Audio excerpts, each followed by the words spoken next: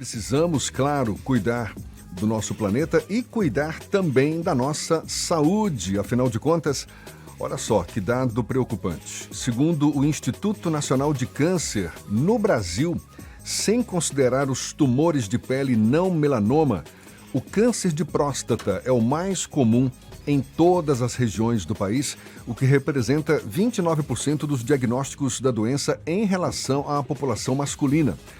O crescimento da doença em um público mais jovem também preocupa especialistas, porém, certos cuidados podem ser tomados como prevenção da doença. Neste Novembro Azul, mês em que se intensifica a campanha de conscientização sobre a importância da prevenção do câncer de próstata, a gente fala mais sobre o assunto e conversa agora com o médico urologista Felipe Pinho, nosso convidado aqui no Isso é Bahia. Um prazer tê-lo aqui conosco. Bom dia, doutor Felipe. Bom dia, Jefferson. Bom dia, Ernesto. Bom dia, Paulinho. Bom dia, Laís. Bom dia, ouvintes. O prazer todo meu. Por que o crescimento... Aliás, não vou falar já de crescimento, mas por que a doença, especificamente, esse câncer de próstata, preocupa também entre os jovens? Porque a gente sabe que a incidência maior é para quem já está com a idade mais avançada, tanto que recomenda-se os exames preventivos a partir dos 40, 45 anos. Mas entre os mais jovens, é preocupante também essa doença? Olha, Jefferson, na verdade, não. Tá? O câncer de próstata, ele realmente é muito mais prevalente na população já acima dos 45, 50 anos. Temos, sim, alguns casos, né, de pacientes jovens com 40, 38, 35 anos, principalmente naqueles pacientes que têm um histórico familiar, né, ou tem algum fator de hereditariedade presente nesses casos da doença. Mas a gente realmente enfoca, né, toda a prevalência da doença, a prevenção e os cuidados realmente na população masculina mais velha, que mais velha, 45, 50 anos, não é a população mais velha, né? Hoje é um paciente jovem, né, adulto jovem, a gente pode se considerar. O homem, como você está destacando, ele precisa sim estar atento aos cuidados, não é, com a sua saúde, em especial em relação à próstata. Agora, todo ano a gente toca nesse assunto, não é? Não é de hoje que o Novembro Azul entra nas nossas pautas aqui. E eu sempre ouço que o homem, mais cedo ou mais tarde, na grande maioria dos casos, ele vai ter algum problema de próstata. Não necessariamente o desenvolvimento de um câncer. Agora, por quê? O que acontece na prática? Ou seja, mesmo que ele tome os devidos cuidados, ele tá sujeito a sofrer algum tipo de problema com o avanço da idade? E isso é estatisticamente comprovado?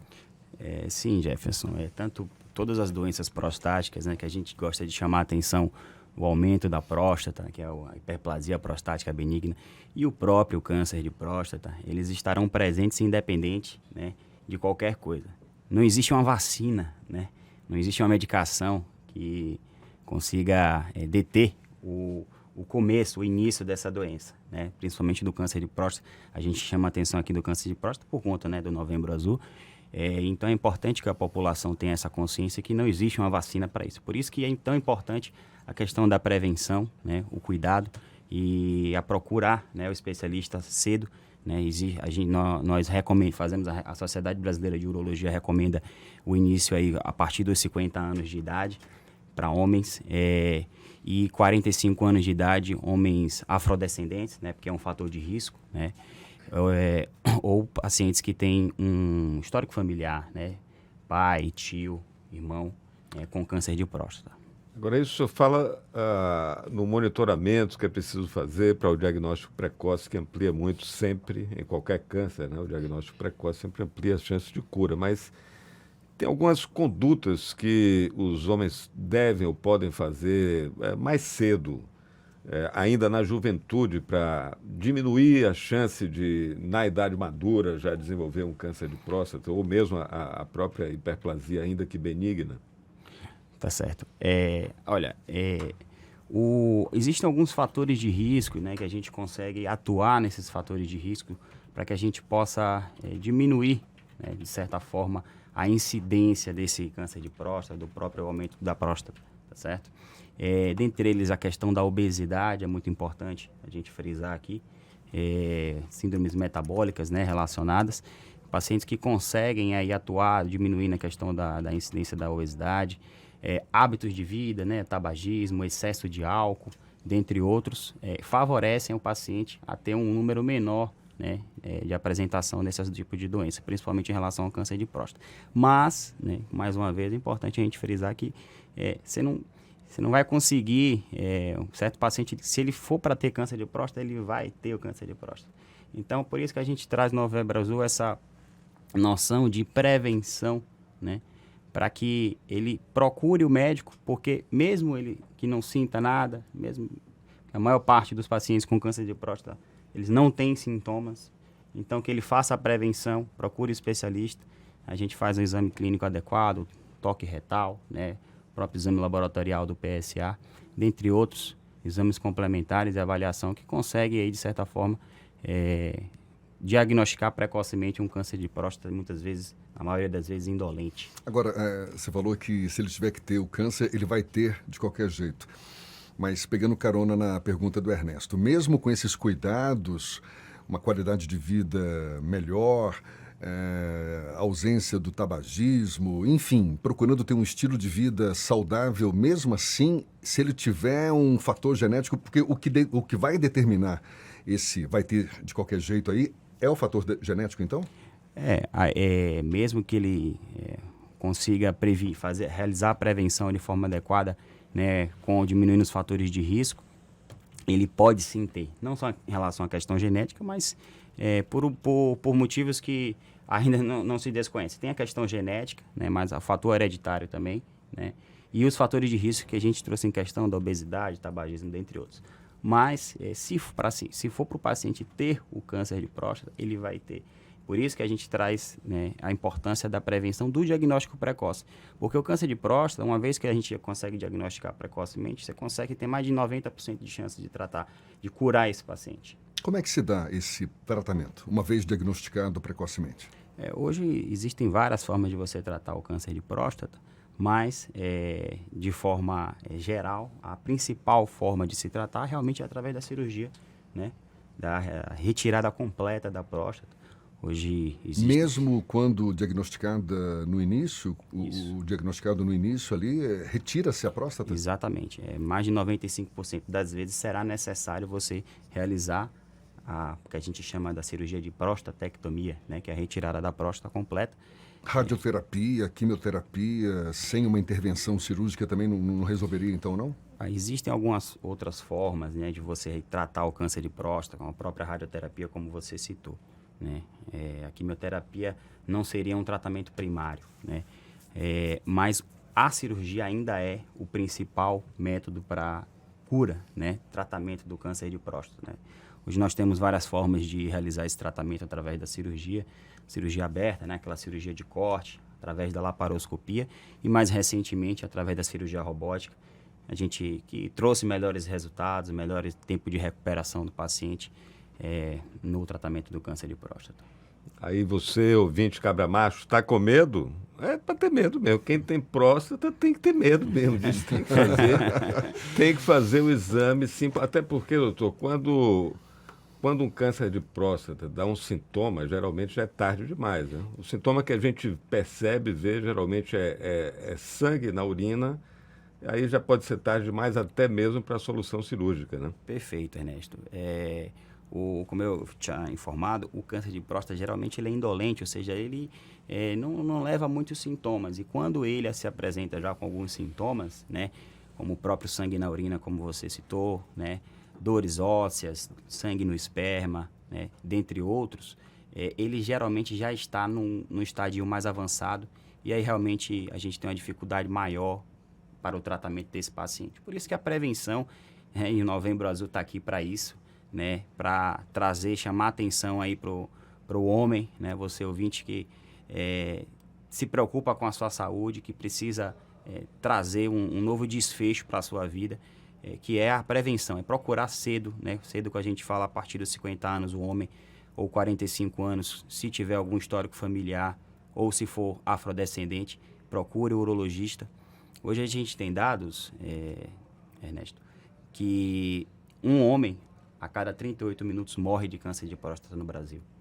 Então, desde o momento que eu cheguei aqui na rádio, 7 horas, já morreu um homem, né? Então, veja que esse dado é um dado muito importante. No último ano, nesse ano agora de 2022, o INCA, ele traz já um valor de em torno de 16 mil homens irão morrer de câncer de próstata no Brasil. Quando a gente avalia faz uma curva nos últimos anos, esse número ele não melhorou muito, né? A gente não sabe se por conta da pandemia, né? Ou se por conta do aumento da campanha e você consegue diagnosticar mais, assim como você diagnostica mais, você tem um número maior de Agora, óbitos também. o homem em geral, ele está mais atento ou a gente tem que aprender muito com as mulheres, que são mais educadas até... Eu tive tenho duas filhas mulheres, a gente tem esse cuidado, né? De ainda na adolescência, você leva a primeira consulta ginecológica, etc. É como se a gente não tivesse problema de saúde, né, ligado ao aparelho reprodutivo, né? Como se a gente tivesse imune. Precisa aprender muito, Ernesto. A gente precisa aprender muito com as mulheres. A minha esposa ela é ginecologista e a gente conversa muito sobre isso, né? Então, infelizmente, a maioria dos nossos pacientes homens, no meu caso, que sou urologista, eles procuram quando eles sentem alguma coisa. E saúde não é isso. Saúde não é doença. Saúde é prevenção. E esse conceito as mulheres têm muito bem definido. A gente precisa aprender muito com elas. Agora, doutor Felipe, tudo bem. O homem, então, faz os exames preventivos e, imaginando aí, na pior das hipóteses, diagnostica lá o câncer e retira-se a próstata. O que significa viver sem próstata? Olha, para um homem, né, aí a partir dos seus 45, 50 anos, ele viver sem próstata, ele não vai ter nenhum problema, né, no ponto de vista sexual, tá? Quando a gente fala sexual, é questão de ereção, caso, né, ele tem uma recuperação, uma reabilitação de forma adequada, né? É óbvio que o paciente que faz uma cirurgia de próstata, né, nos primeiros 12 meses ele tem sim digamos assim, uma ereção diminuída, pode ter realmente alguns problemas relacionados a isso, mas a gente acaba fazendo algum tratamento adjuvante para isso, para que ele melhore. Em relação à questão... Então, para que fique bem claro, a retirada da próstata não significa necessariamente a perda da ereção, a disfunção erétil ali, não significa isso. Não significa. Ele não vai conseguir realmente, digamos assim, ejacular espermatozoides, né? Porque a gente faz a retirada da próstata. Mas, em relação à ereção, né, óbvio que existe uma deficiência no primeiro momento, mas isso não significa que ele vai estar improdutivo, né? Em relação à questão da ereção, a gente existe hoje em dia, estamos muito bem avançados em relação à questão da reabilitação peniana. Então, não é o fim de carreira, não. Não é o fim de carreira. Não é, não. Mas existe alguma relação do câncer de próstata com a disfunção erétil também? Ou seja, quando é que a disfunção erétil acaba prevalecendo depois? Sim.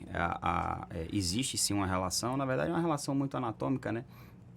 A parte responsável pela ereção, os nervos, né, que são responsáveis pela ereção, eles passam muito próximo à próstata, né? Então, a cirurgia, né, da retirada da próstata pode acabar, assim, de certa forma, lesando, né, essa parte nervosa responsável pela ereção.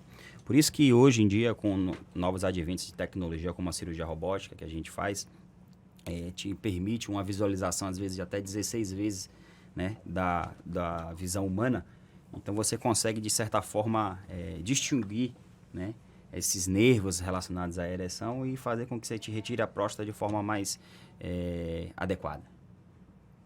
Então, menos chance de sequelas, que esse é o grande tabu, né, para os homens. Na verdade, dois grandes tabus. Esse medo, né, de perder a virilidade, né, e o próprio medo também, o tabu que muitos homens ainda têm em relação ao exame de toque, que não é a única forma também de diagnóstico, não é isso, José?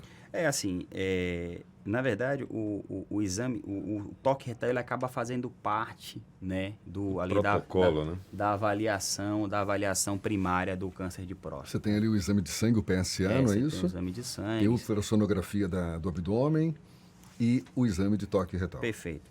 A gente, assim, acaba que inicialmente, no primeiro momento, o toque retal e o PSA, né, já nos trazem bastantes achados. O toque retal, só com o toque retal, você consegue diagnosticar até 20, 25% dos cânceres de próstata. Então, ainda é um exame antigo, mas ainda muito importante, né? O PSA é um exame laboratorial muito importante também. A gente tem, sim, outras terapias aí, outros exames complementares, como ultrassom, que você mesmo falou, ressonância magnética, e algumas vezes é necessário realizar a biópsia dessa próstata também. A partir de que idade que o homem deve procurar fazer esses exames todos aí? É a partir dos 40 ou 45? Que acho que tem uma dúvida em relação a isso, né? Existem algumas sociedades, né, no mundo que diferem um pouco em relação a esse momento inicial. Mas aqui no Brasil a gente traz o dado de que o homem a partir de 50 anos, né, obrigatoriamente deve ir ao urologista. E 45 anos, se ele for afrodescendente, né, ou tiver algum histórico familiar de câncer de próstata. É claro que se ele for 5 anos mais cedo, não é um problema também não, né? Mas a gente traz esses dados, porque são dados populacionais, então acaba que a gente determina essa idade. A gente falava também da hiperplasia, não é isso? Hiperplasia da próstata, que é o aumento do tamanho, né, da próstata.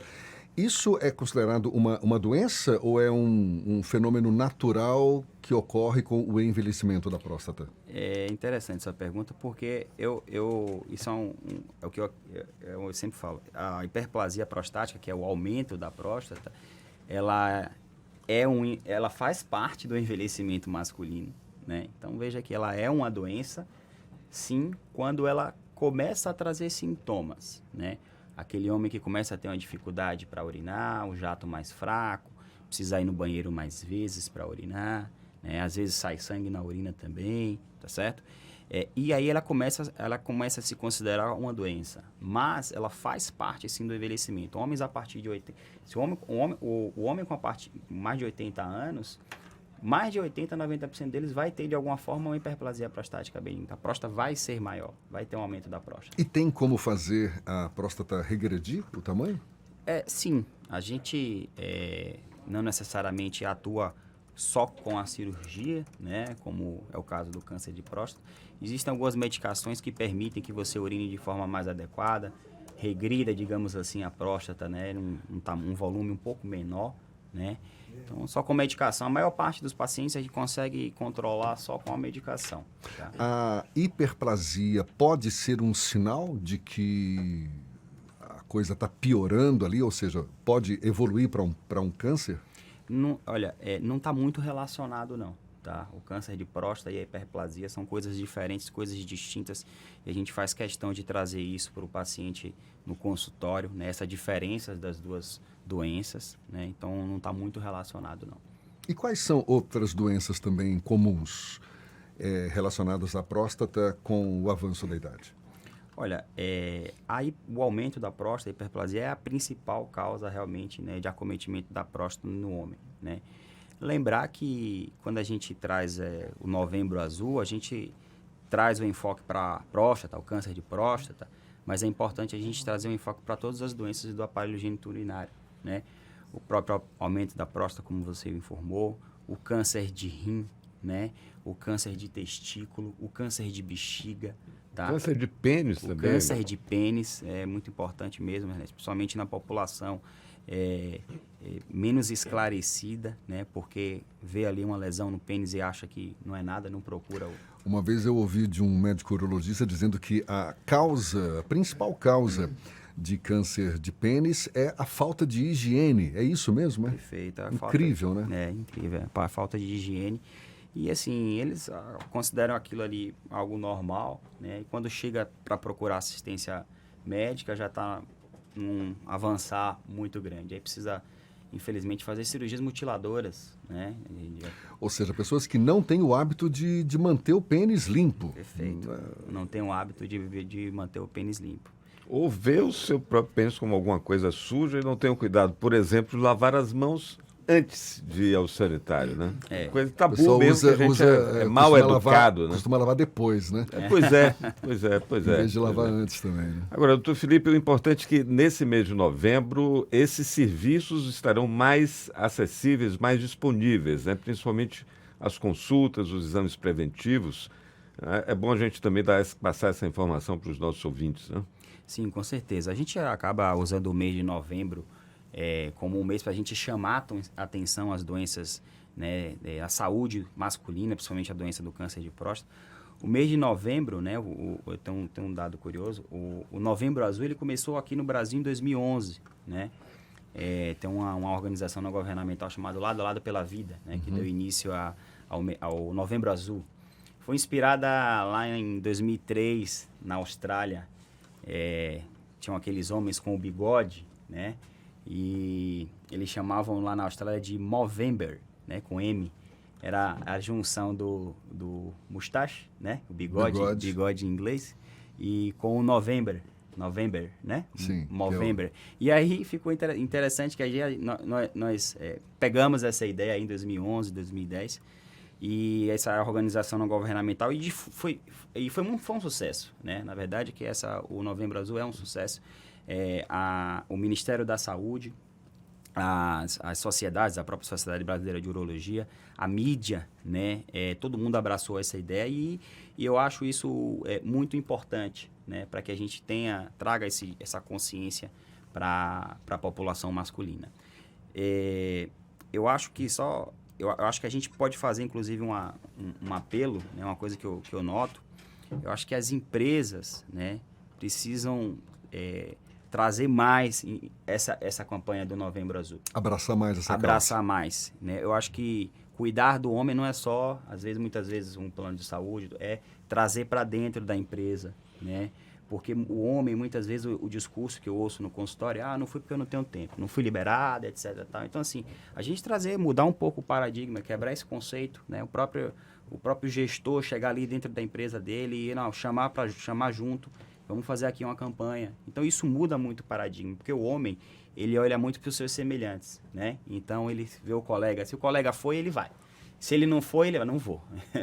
Esse negócio de não tenho tempo, eu ouvi uma frase de um médico que, para mim, foi extremamente impactante. Ele dizia, olha, você diz que não tem tempo para cuidar da sua saúde, tomara que você não tenha que ter tempo para cuidar da sua doença. Exatamente, perfeito. Boa aí colocação.